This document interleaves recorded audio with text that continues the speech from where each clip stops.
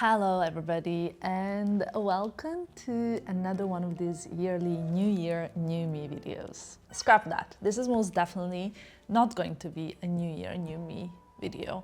And the reason for that is because I am old enough to understand that I'm me and I have been me for over 30 years, long enough to understand that I am me, and requiring from myself to be a new me is already a problem in itself, and it will lead to frustration and disappointment towards the end of the year when I realize that I have not achieved the result of being new me. And from the scientific point of view, as someone who studied to be a scientist, even though I derooted a little bit, I can tell you that you and every single one of us are a set of genes that is making us who we are.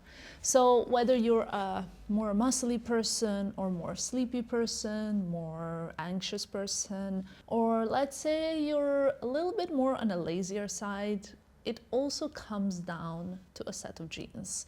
And that is why requiring from yourself to become a new version in a new year is a big challenge that sounds pretty much interesting, innovative, exciting, but it's actually very difficult to achieve. And this is where I come. I come here today with this video to help you guys to not become a new version of yourselves, but to try and adapt who you already are, the set of genes, habits, and sort of like characteristics, but bring it to the best possible version of that DNA code. Bringing yourself to be the best version is a strategy. It is a technique and is something that every single one of us can do, but just by telling ourselves, I will change this year, as much as exciting that sounds and as much as you will get like a dopamine hit from the idea of imagining yourself as that most perfect version that you've always wanted to be, but you're not, it's simply not gonna work.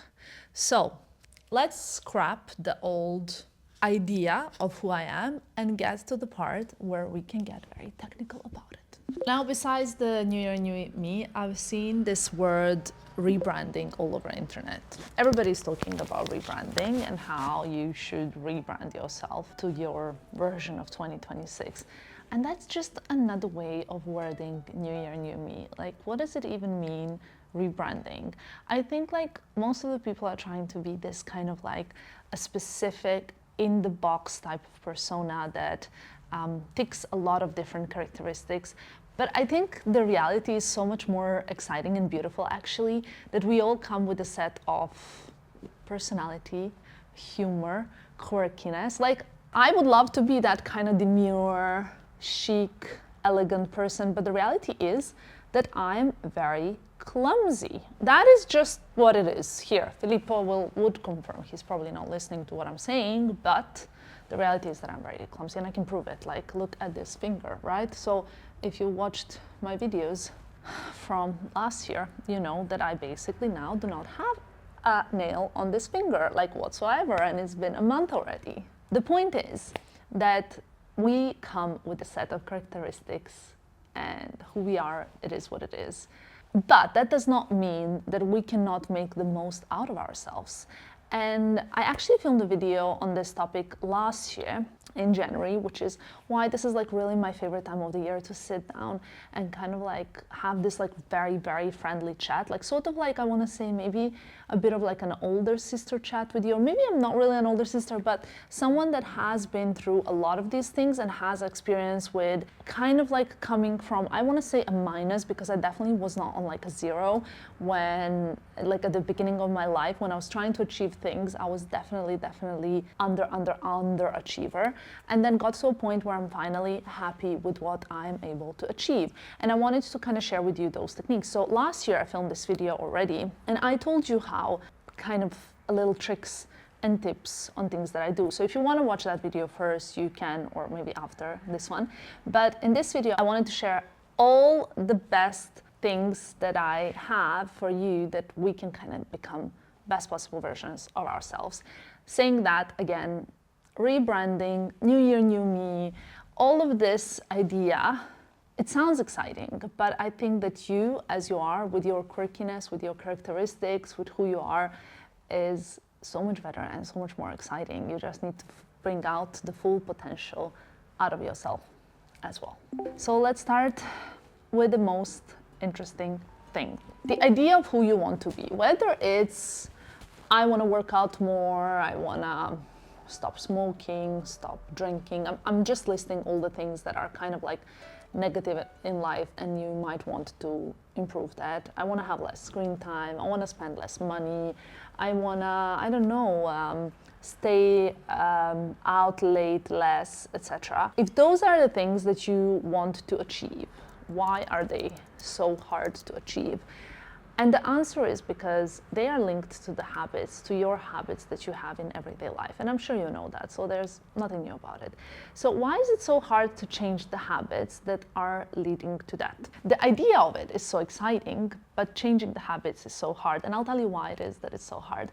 Because what is the actual goal? Why do you want to stop smoking? Is it because you want to have better skin, better health? Is it because you want to save money? Well, none of those will come overnight, right? So if you notice the results from the moment that you give up, I think then it would be so much easier to actually give up and to get habits. But because the results take so much longer to come in, it is the whole process of like thinking about future and investing in the future. And that is the part that is very difficult for human beings. Now, I know that drinking coffee on an empty stomach is bad for me, but why would I stop unless something bad actually happened, right? Why is it that students don't study every single day? They study mainly before the exam. Because the exam seems so far away that it's almost like there is no direct reward to studying every single day. And there are so many other more exciting things to do, like go out, join like different kind of societies, do sports, have fun. Exam is next year. You know, there's still time for that. And kind of like in the same way of like the habits, this one dessert is not gonna make me gain weight, right? But it's all about cumulative effort. And the reason why some people have better discipline and other people have worse discipline is because, I've mentioned this before, discipline is a muscle. And it's a muscle that needs to be exercised. So the more disciplined you are, the easier it is to be disciplined. So the first time that you say no to a cigarette is going to be the hardest. The second, 95% hard. The third, 90% hard. The fourth, actually 70% hard, because you're getting so much better at this discipline thing and you're building the trust with yourself, which I personally think is the most important thing in this whole story. Now, at the beginning of the year, Filippo and I decided to not eat any bread. And on like day 5, he asked me, but just one piece of bread is not really gonna make any difference. And I said that that's actually correct. It's not gonna really make any difference for your body, which is why it's so easy to eat it. But what's it gonna make the difference is in relationship that you have with yourself. And if you told yourself, I'm not gonna have it, you're actually cheating on yourself. And by cheating on yourself, you're losing trust in yourself. You're losing discipline points. And what I think is the most important thing, you're actually losing confidence. Because when I say I'm not gonna do something, I'm so confident because I've been practicing discipline and self-control for so long that when I say I'm not gonna do something, I know I'm not gonna do something, no matter the circumstances, no matter how much my peer pressure there is. I have so much confidence in myself, also because I know that my agreement with myself is something that means stronger than anything else. And that also gives me a lot of confidence in achieving the results and goals that I want to achieve. But this did not come overnight. And again, coming back to the video that I told you about that I filmed last year, it's actually very interesting that I started by being the worst student in the year. I mean, at the age of 6, right? It doesn't, maybe it's not that relevant, but at the age of 6, I was like the worst student in my class. And at the age of 18, I was the best student in my class. And it is such a slow progress that is why it was also hard to achieve. So it's not that like, oh, one day I decided I'm gonna get better and I'm gonna study more, and then the grades just got immediately better. And I understood that the reward system like rewarded me so immediately. I understood, now I will just study, and by the time I'm 18, everything will be better. It's the whole process of explaining to yourself that you can do better, explaining to your environment that you can do better, explaining to your professors that you can do better so that they can have more trust in you. So it took a while, and the reason why it took a while as well, because I needed to understand that it wasn't like overnight I decided, now I'm really going to study, I'm going to give up on everything, I'm going to become the best possible student, and that was it. I did not. It took me a while to understand, and only once the rewards started coming in, I was sticking more to the good habits instead of other way around. So very often you will hear also that people, like for example, stop with bad habits once something bad happens to them. So I don't know, like if you like you overeat and you get like so sick, so you become more controlled in food, or things like that happen to people, and then they decide to stop. And that is because that is the opposite of getting the reward system. So it's kind of like getting a really, really, really bad punishment for bad habits. When you get a punishment for something that you're doing, it's easier to quit. And also when you get a reward, it's easier to persevere.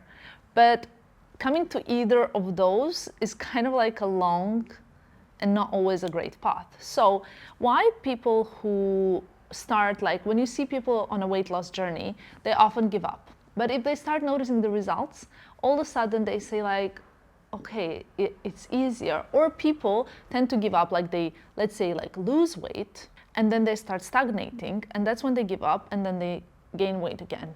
And it's like a vicious circle of never kind of being able to get to that final reward system, which I personally think is so important. And it's like a little trick where you get sort of like, if it was differently, this world would be so simple, right? Like it would be so simple to achieve anything you want if you just could go through this first vicious circle, and where discipline, like you did not have that final discipline test. But the final discipline test is always going to be there. Why? Because the results are always like an S-curve kind of type of thing, like slow, then going, and then stopping, and then like a mild S-curve, right? And then you could do so much more. But there's this final discipline test that you need to persevere, which goes after a plateau. There's a plateau with success, with any other result you want to achieve in life. In today's video, I'm going to talk to you about some of the results and some of the techniques that I use to achieve what I want to achieve in life, and how I'm going to tackle my goals for this year, which I will talk to you about in the second part of this video. I think like what's the great thing about the beginning of the year is that we all have a lot of motivation, because we have that idea, and that idea of us being better next year this time, it's such a like perfectly measurable time. You know, I sit every year at the beginning of the year thinking where I was last year, where I am this year, where I was last year, where I am this year, and seeing the progress is what really motivates me, right? And that's where I can draw motivation from. So motivation is really, really great, and I've spoken about it as well so many times before, but you cannot rely on motivation. Motivation is here today. Motivation was actually, funnily enough, not here last night when I was in bed. My sister called me and she asked me about things, and I was like, you know what, just not motivated. But I'm not motivated, guys. I'm in reality really a lazy person. I am not someone that wants to work every single day, but I'm disciplined, and I get up from my bed, and I got up this morning at 7 a.m. I put this makeup on, I set up this camera, I sat down here, and I'm filming a video because discipline and because of responsibility that I have built over the years. And that is one thing that I feel like is so important. Building the discipline for yourself, for your future self, is probably the most important gift you can give yourself this year. So why is it also important to not go with too crazy goals that are unachievable? Because you will realize that there is no reward system. Like I can tell myself, like, yes, this year I want to buy like, I don't know, like something crazy, like think about something crazy, one house a month. And then when 1 month passes and I realize that I haven't achieved it, I'm already gonna feel demotivated, deflated, undisciplined, because I am not really like working towards it anymore. And then towards the end of the year, relationship between me and my discipline is going to be really bad because I'm just not going to do anything about it, as I will be very disappointed in myself. Sitting down and writing goals is something that is very exciting, but make sure that your goals are smart. I'm sure that everybody has like heard about this before. They need to be measurable, they need to be realistic, they need to be sort of like time driven. If you say like, this year I want to work out more, like Filippo told me this year he wants to see his parents more, and I said, what does that mean? If you saw them like twice last year, does that mean you're going to see them 3 times this year, or does that mean once every month? And that's what is very important. If you say I want to work out more, what does that mean? If you worked out 0 times last year, just working out once is already more. But you need to be very specific with your goals. They need to be specific and they need to be measurable, and you need to give yourself a time frame in which you want to achieve them, and they need to be, very importantly, realistic. Because otherwise, if you just say I want to work out more, I want to look better, it's really, really, really not measurable at all. And this is another important thing. If you are an generally unmotivated and undisciplined person, because a lot of you have written to me that you're quite undisciplined. If you're an undisciplined person, you just need to start small. So you need to say, okay, I'm going to start with something that I can quit, or I can give up, or I can commit to. So if you don't read at all, but you want to read more, giving yourself a very, very, very small goal will help you really build confidence in yourself and in your discipline. So saying, okay, I want to read more, but that means I will read 2 books in the first 6 months of 2026. I think that's quite achievable, right? You can even pick 2 like really small books. And that is something that when you achieve, you're going to say like, I've done this. Even if it's small, if you're an undisciplined, unmotivated person that lacks the kind of like confidence in themselves, start with very small goals that once you achieve them, you will get such a strong reward system from it that you will get more disciplined. It's like you reach the next level, and then you reach the next level, and then you reach the next level. And you know, that's the whole point of it. The trick is actually not setting up yourself for failure. So not giving yourself goals that are too unachievable. And that's the honest truth. You need to believe that there's the longevity in your goals, and it will take time to achieve the best possible version of yourself. All of this, like how to become unrecognizable in 40 days, please trust me. This is, sorry, we're gonna have to censor that. My biggest trick in achieving my goals is identifying what could prevent me from achieving the goals. So let's go back to, for example, one of my goals, which you guys know, that is not eating any desserts. Now, I've started this, I want to say, in 2017 or 18, I'm not sure. Every new year, I would start no processed sugar. So it means like nothing that comes from a pack, nothing that comes from an oven, nothing that is processed sugar, right? No refined sugars. Fruit is okay. Or like obviously vegetables and all other things, everything contains sugar, but I mean no processed refined sugar. And the first time that I've done it, I can tell you, is that I unlocked a new person in me, because that was very, very difficult for me. I'm someone who has the sweetest tooth you can imagine. Like, I love desserts. I could open a pack of Nutella biscuits and eat them all in one go in like 5 minutes. I blame my parents for that. Don't we all blame our parents for something? But my both parents have major sweet tooth, and there is no like one line of like chocolate, you know. If we open it, we eat it all, okay? Like everything has to be eaten. There is no limit, there is no nothing. And when I did that first year, I was like, if I can do this, I can do anything. Because it was the first time in my life that I gave up on something that I was really, really into. And how I did that is like, I really, really made a pact with myself. But the thing that helped me a lot is also identifying what could make me sin. So what I did is I basically opened the cupboard, all the desserts that I saw that I would really love. Like, for example, if I have an open pack of Nutella biscuits or Giflar back in the days, I would definitely, when I have like a sweet craving, I would crumble. I would crumble. It's hard, because maybe first 7 days are easy, but on the 8th day, you just want that something sweet. Or like, if you see your favorite dessert, how do you say no? You know what I mean? So this is what I did. I made sure that I sabotage any possibility of me sabotaging myself before. So I would give my nephews all the sweets that are in the cupboard. I would give them away to everything that I feel like in my cupboard was making me do some possible mistakes. I would give away. I gave away all the food. I gave it to homeless people, to people that wanted to eat the sweets around me, etc. So that was one thing that I identified. Another thing that I identified is I attend a lot of events, and at the end of events, usually there are like desserts, there are many desserts. So I knew that it will be a little bit awkward when we sit down and people are like, oh my God, this dessert is so good, try it, have you tried it? So I would either make sure that I leave before the dessert, or that I explain to people that I'm actually not able to eat desserts right now in a very, very like kind of honest, vulnerable way before the dessert would even arrive, so that I prevent the whole situation from happening.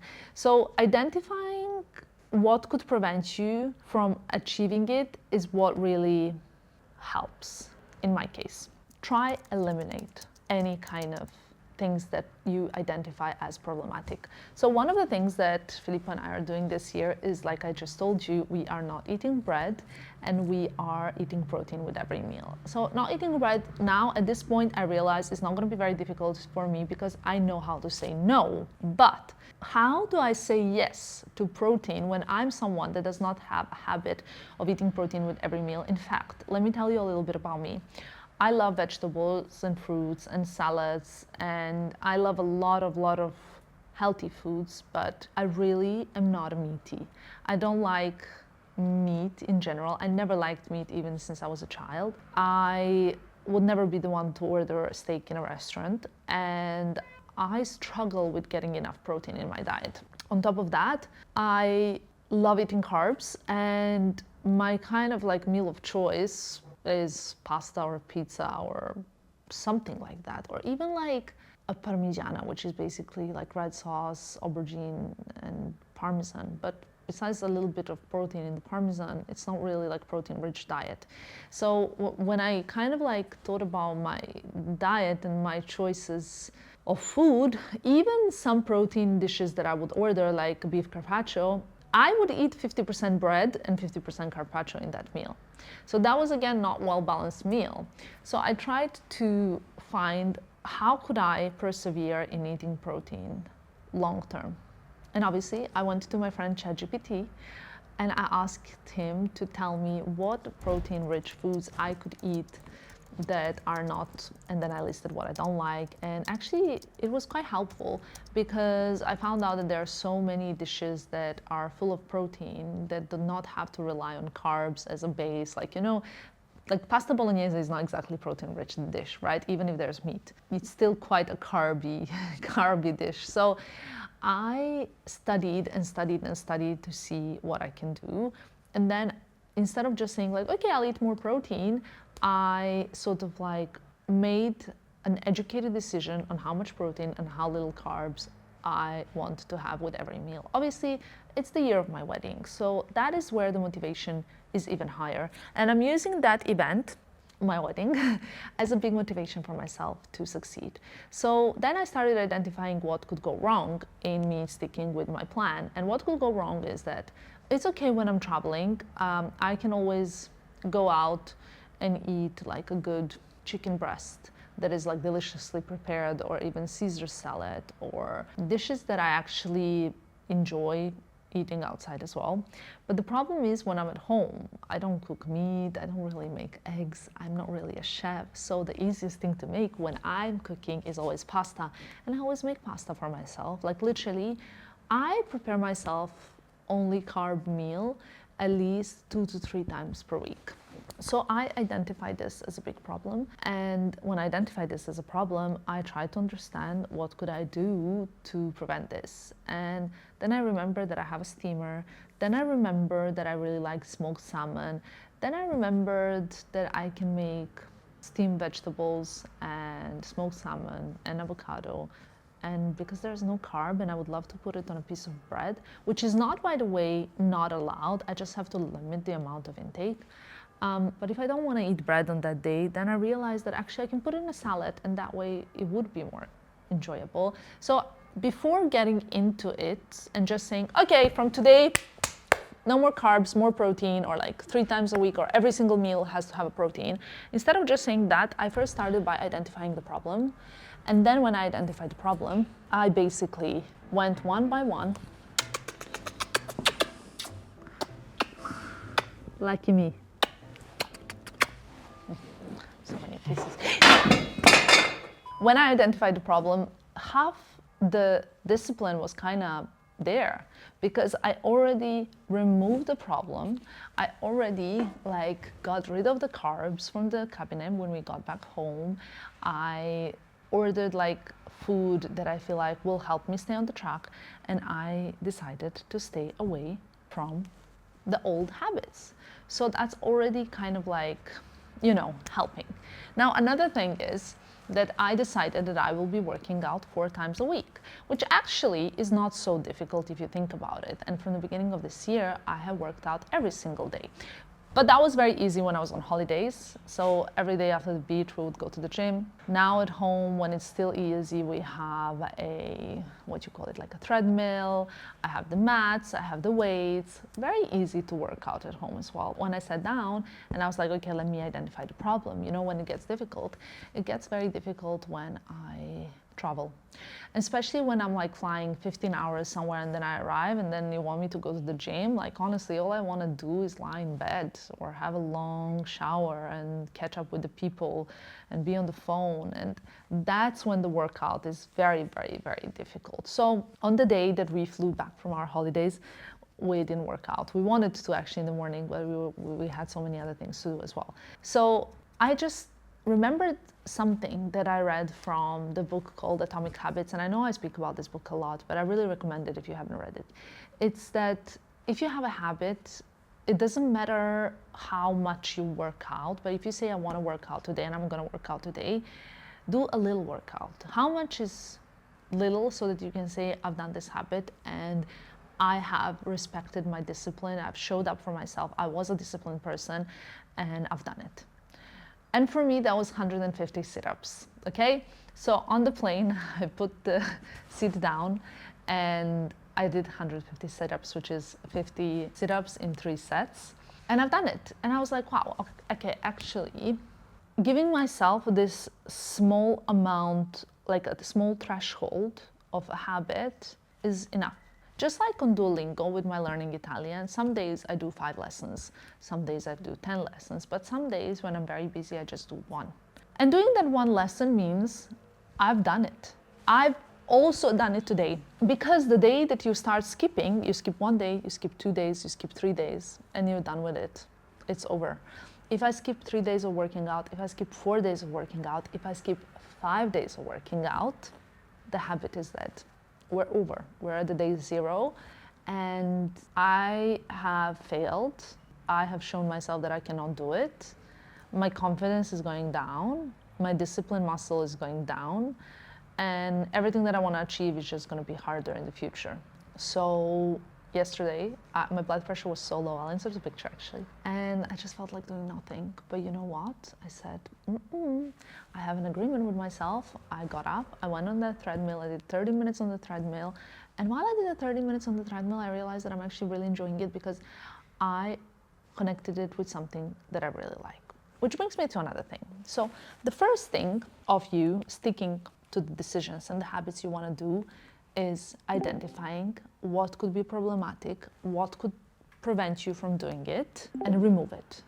If you cannot stop smoking because every time you see your friend, he smokes and he makes you smoke, either speak to your friend and ask him if he cannot smoke with you, or if you really want to do that, you need to stop seeing your friend for a month or 2 until you feel strong enough to see your friend again.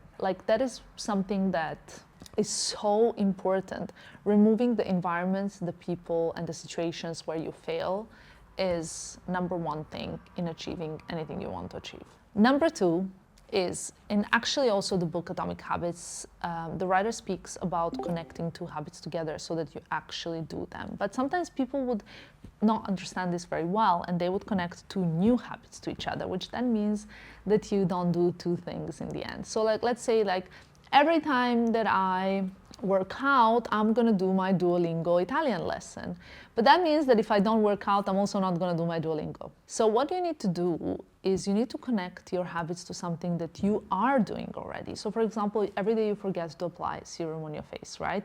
Well, maybe if you are applying serum while you're brushing your teeth, because surely you are brushing your teeth every single day, right? You can only connect the new habits to something that you're already doing anyway. So for example, I sometimes am a queen of snoozing the alarm. And I like to snooze it for 10 to 15 minutes, right? I like to stay in the bed in the morning after the first alarm.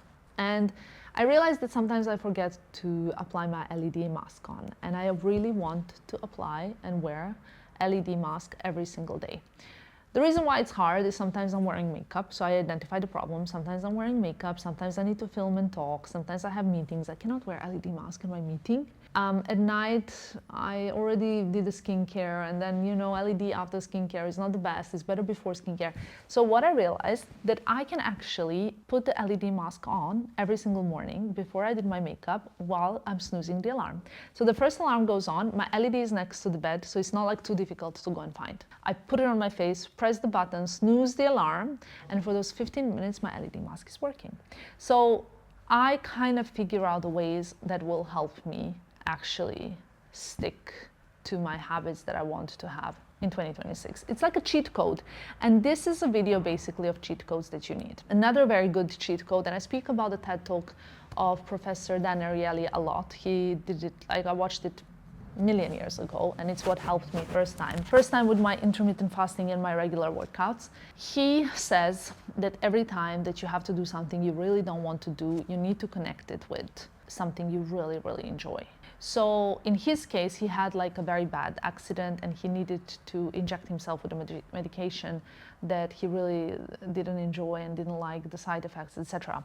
But he really enjoyed watching movies. And he told himself that the only way for him to watch movie is if he gives himself the medication first. So the only way for him to get better, he connected that, his getting better, with something that he really enjoys. Because things that don't give immediate results are things that are the hardest to stick to. So learning Italian was hard too because I didn't overnight learn anything. Quitting sugar, very hard too because you don't see results for weeks. This is why at the beginning actually of his speech, he says, if I tell you I will give you $1,000 at the end of the year, or I will give you 10 right away, which one would you choose? And a lot of people would choose 10 right away because they feel like it's immediate reward. And that's, again, what brings me back to how to kind of persevere at things that are only giving long-term results is by connecting something you really enjoy and something you really like with something you don't like. And let's say you really don't like working out, but maybe you tell yourself that the only way for me to watch my favorite YouTube, to listen to my favorite music, to listen to my favorite podcast is to be on that treadmill. And I did that in December 2017, I think, or 2016, I'm not really now sure, maybe even 18. And I went to the gym every single day because the only way for me to watch Vlogmas or to watch YouTube videos was if I'm on the treadmill. So some videos would be longer than 30 minutes and I only wanted to be on treadmill for 30 minutes. So I actually stayed on treadmill longer just so that I can finish the videos that I was watching, which proves that this works 1000%. So make sure to connect your habits, let's say the new habit with an old habit, so that they really like stick with them. And if it's something you really don't want to do, then try and link it with something you really, really enjoy. That will make it so much easier. And my final tip for persevering would be getting yourself an accountability partner. I don't know if you guys remember, but I want to say 2023 or 2, Ksenia and I both wrote a list of our new habits that we wanted to stick to. And then every Monday at the beginning, we used to have a Zoom call where we would ask each other, how are we doing with our goals? And she would hold me accountable and I would hold her accountable. And I knew that I had to ask her, like, so are you posting more? I don't know. Let's say her goal was, I can't remember what her goals were at the time, but let's say her goal was like to post more than 5 times a week, whatever. And then I would check and I would say like, it looks like you've done well this week, or like, it looks like you haven't. And having an accountability partner really, really works. Now, let's say I've told the whole world now that I'm giving up sugar. So imagine now that until my wedding day this year, even like longer than my birthday, right? So imagine during Fashion Week, someone is serving tiramisu. I cannot eat it because the whole world knows. Like my peers know, my friends know, people in the room will know that if Tamara eats sugar, it's actually like really embarrassing for me. I am not being held accountable. Which is why I don't really like to speak about my goals as such. And I always say like it's not really a good thing to speak about like your goals because it puts unnecessary pressure, I think. But putting pressure on habits that you want to form by telling your surroundings, I'm quitting sugar, I'm stopping smoking, I'm will make you actually stick to those habits because people around you will hold you accountable. And that is one thing that I can really advise you to do. If there's something you want to change in your life, call a friend, tell them, listen, I want to do this and I need you to help me. Maybe they want to change something and you can help them. And I think having an accountability partner can be really, really a great thing for sticking to habits and achieving your ultimate true potential. And now I'm going to talk to you about my new habits for 2026. They're not goals. A goal can be buy a property, but to buy a property, you need to save money. And to save money, you need to implement habits in place. So this is how I look at it. So for example, my goal can be like looking amazing at my wedding. In order to look amazing at my wedding, to feel great, to have a good time, I need to, like, for example, build better like shoulder muscles, let's say, or arm muscles, which means that I need to work out 4 times a week. And I'm doing like strength training. Now, what I've done is I've ordered the weights that I need. I have a lot of like weights already for like wrists and ankles, but I've ordered specific weights that I want to have. I have identified what is stopping me from working out 4 times a week. Like I've told you before, that is A, I don't like it. So obviously I'm connecting it with something I like.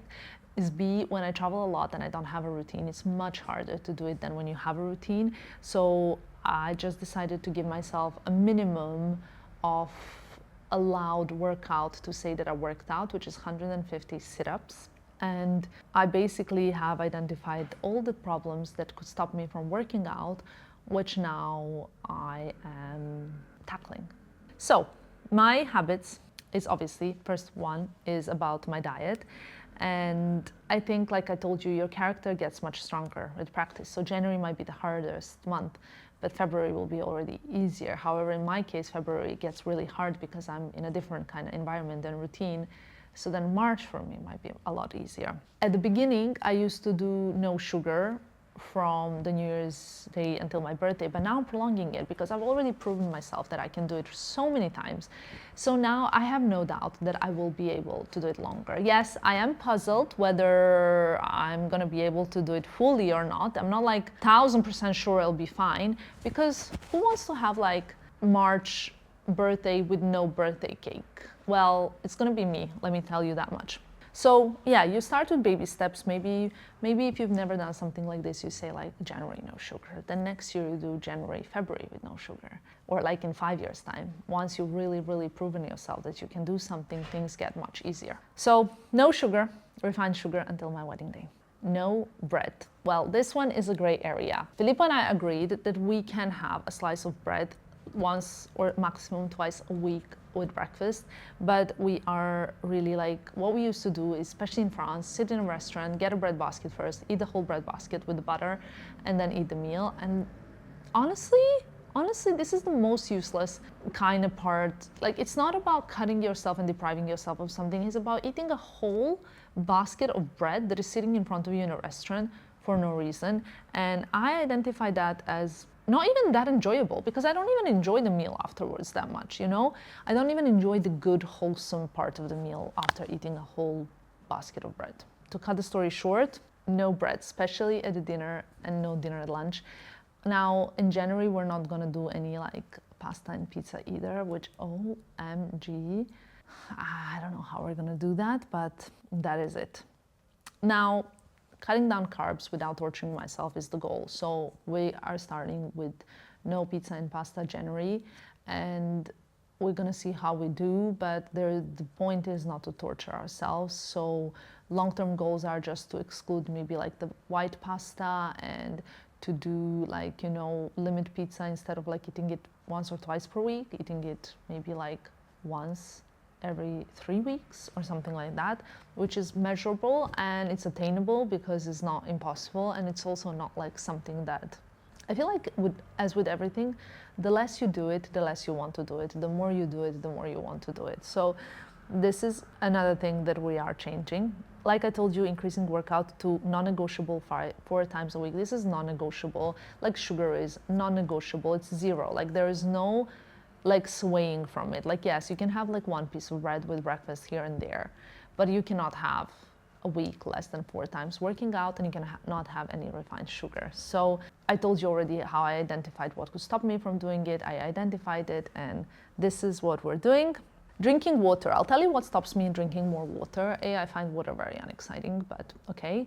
I stopped drinking Coca-Cola last August. So that's another thing that I've actually achieved, which I feel like is good. So I'm getting better. Slow, small steps getting better. I didn't quit everything at once, right? I'm quitting things at certain stages in my life. So when I quit Coca-Cola, I was like, okay, this is like a little trick to now drink more water. So I started drinking more water. The problem with drinking a lot of water is that I need to pee more. And very often I am having very, very, very busy days where I'm like at events, and I cannot sit at a fashion show and thinking like, oh my God, where's the nearest toilet? Because that's just not a fun experience. So I identified that as a problem, and I decided that every morning I need to kind of understand my day, and instead of like mindlessly going through days, I need to actively think about drinking water by placing it everywhere around me.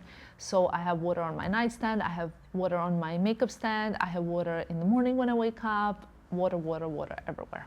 Taking my supplements. I am actually very good at this already, obviously because I love supplements and because I see a lot of results with supplements. So that is why now it's become so easy. I think it's very hard at the beginning of taking supplements because especially like supplements for hair growth, they take a long time to work, 4 or 5 months, because that's kind of how the hair growth cycle is. But once you see the results, it's much easier to stick with them. Obviously, if you need an advice for the supplement to take for the maximum glow, of course I'm going to recommend you Noah. I personally think Noah is the greatest, but that's just my biased opinion. And when it comes to, for example, Noah Hair and Noah Slim, it's so funny that recently I asked you guys what do you think, and so many of you are repurchasing Noah Slim because the results are pretty much instant. With Noah Slim, you start taking it and you feel better. That's my experience at least. Less cravings immediately.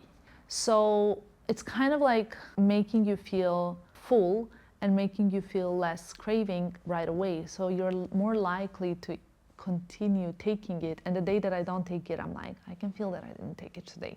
So that's where, again, for me to stick to a regular supplement regime, I keep my supplements at my makeup table, so every morning I see it and I take it, and the ones that I take in the evening I keep at my night table with a glass of bottle of water, whatever it is, next to it, so it's always easy to take it. So I prevent any kind of problem. Like if I'm already in bed and supplements are there but water is not, I'm not gonna get out of my bed. But that's how I learned how to prevent myself from failing. LED mask every single day. I already told you, I really notice a lot of results with using regularly LED mask, and I am good and then I'm bad and then I'm good and then I'm bad, but now I'm gonna do it every single day, which means that I have a mask that I bring with me when traveling, the one that lays flat, that is easy to pack. I have no excuses not bringing it, and that is something very important to me. I like identify the problems of why I would not be using it every day is because I don't pack it on a trip with me. So decided to prevent that by having it in my hand luggage, done, packed always. The other reason could be that it's not charged. Now I have one that is so easily charged with an iPhone charger. Third reason could be I'm wearing makeup, I've done my skincare, so I'm trying to do it every single day in the morning. And if I don't do it in the morning, I'm doing it in the evening when I'm doing my Duolingo usually. Now, those are some of the new habits that I would like to create, but I would also like to tell you, for example, why there are no more than the habits that I have listed. I think that you need to also know what's possible and what's not possible. For example, I know that what's really bad for me is drinking coffee on an empty stomach, especially for me. However, I know that I cannot stop doing that. And I know that promising to myself to do that would be a lie. I would not actually be able to do that. I knew that giving up Coca-Cola would be good for me, but I needed to wait the right moment for it to be possible. And only when like I had so enough of it, I could give up. And in the same way, I know that right now is not a moment for me to give up coffee on an empty stomach, especially during like Fashion Month, that would be like not possible. Even when I'm at home, the thing that I'm looking forward to the most is the morning coffee. So having a coffee on an empty stomach is something that I would like to give up, but I know that it's not possible right now for me. So I'm quite realistic with that habit, and I'm not putting it for myself, because it's not New Year, new me. It is New Year, old me, and I need to stay realistic with the things that I can achieve and I can't. It's important also to set reminders for yourself for habits. Learning Italian was my big goal 2 years ago, and I am currently on Duolingo 685 days. You can't see it, but it's 685 days, which means that I only skipped in 2 years. I skipped around 40 days, I think, in total, and that's because I was like at an event and it was running past midnight and I didn't do it. And over the years, I also learned that if I'm going to an evening dinner, it means that I have to do Duolingo before. Learning Italian, 2 years ago I decided, and I can now speak Italian. So that is another thing that is helping my discipline really thrive. To summarize it, there are certain sets of tricks that you can use. I think you have heard them many times now throughout this video. I hope this will help you. I hope this will help you set the right habits, maybe like 3 new habits for 2026 that will help you become the best possible version of yourself. I'm so happy I decided to learn Italian 2 years ago, because now I can speak another language. I'm so happy that I decided to quit sugar in 2018 at the beginning of the year, because now I have so much more confidence in myself. I'm so happy that I have learned about these systems and I can put them in place, because they're all helping me slowly improve in different spheres of life.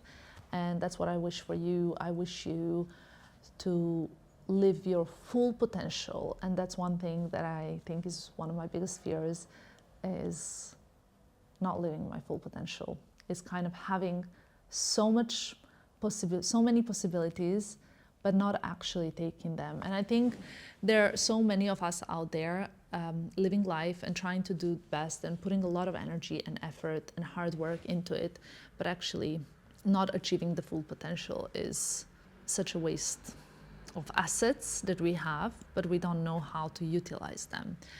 And that's where the technique is important. So I hope some of you will find this video. I hope it will inspire you, because I know that you can be better. I know that I can be better. I know that we all can be better in so many different aspects of life. So I wish you a wonderful 2026 ahead. It's not too late to say that, because we're only in January. There's still time to make vision boards, to make decisions, to make cheat codes for yourself. And yeah, I hope you enjoyed this video, and I will see you in my next one. Bye guys.